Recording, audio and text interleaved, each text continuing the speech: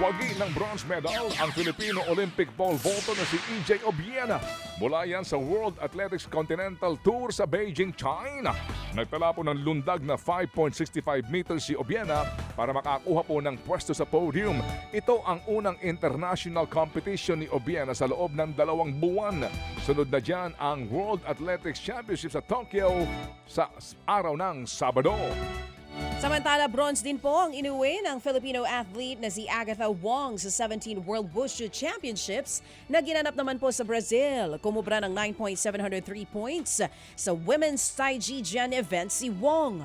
Kampiyon sa torneo si Shino Saito ng Japan habang silver naman si Jean Lo ng Singapore. Pambawi po ito ni Wong matapos bigong magkaroon ng medalya sa Chengdu World Games. Samantala, balibalita po naman ang planong paglalaro sa Japan ng alas Pilipinas women's star na si Alyssa Solomon. Nag-repost sa social media ng pagbati si Solomon mula kay alas teammate na si Fifi Sharma kung saan sinabi niyang good luck there, Ali. Maging ang official page ng alas nag-good luck na rin kay Solomon. Wala pa hong konfirmasyon mula sa kahit na anong team sa Japan na kinuha nga nila ang 3-time UAAP champion. Buhay pa rin daw ang never say die spirit kay Magnolia Hotshots head coach L.A. Tenorio kahit sumakabilang bakod na ito. Unti-unti na rin nasasanay si Tenorio sa kanyang bagong role at environment. Dito lamang nagpaalam siya sa Barangay Ginebra kung saan siya naglaro ng 13 years. Ngayong bahagi na ng sister team na Magnolia, excited daw siyang gumawa ng something special para sa koponan.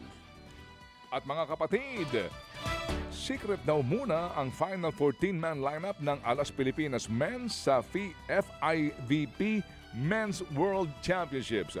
Ayon niyan sa head coach na si Angiolino Prigioni. Hawak na po raw niya ang pinal na listahan pero hindi mo na daw ito ipapakalat dahil hindi niya nasasabi pa ito sa mga players. Sa kasalukuyan po'y 21 players ang bahagi po ng Alas Men's Pool. Gaganapin po ang FIVB Worlds mula sa September 12 hanggang 28. Una pong lalabanan ng Pilipinas ang Tunisia on September 12. Mga kapatid, brothers and sisters, saan ka pa? Dito na tayo sa totoo. Dito na tayo sa True FM. Mga kapatid, mag-subscribe and follow po kayo sa social media accounts ng True Network PH. Yan po kami. Hanapin nyo lang True Network PH, Facebook, Instagram, YouTube, TikTok, and podcast. Mapa Apple or Spotify man yan, mahahanap nyo kami. Lahat ng mga napapanood at napapakinggan nyo po sa programa, nasa social media accounts namin yan. So, paano mga kapatid? See you sa social media! Dito tayo sa totoo, tunay at tapat.